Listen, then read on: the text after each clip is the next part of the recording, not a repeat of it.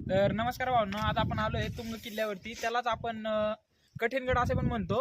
हे पुण्यापासून तब्बल फक्त 50-60 किलोमीटर काहीतरी आहे. तर तुम्ही नक्की या, आम्ही बघतो आता वरती जाऊन कसं आहे कसं नाही. तर चला बघूयात.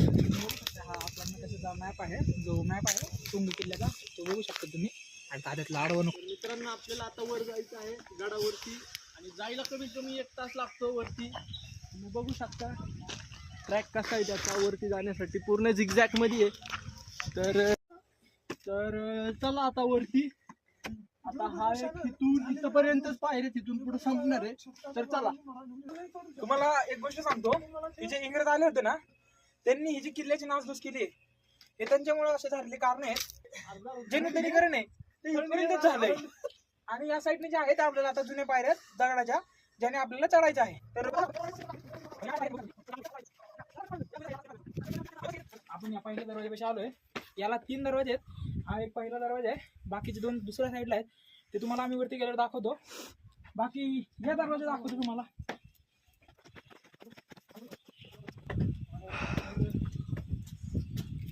कडा बघू शकता, दरवाजा बाजूने होती. गणपतीचं मंदिर आहे जे की खूप जुनं आहे. तर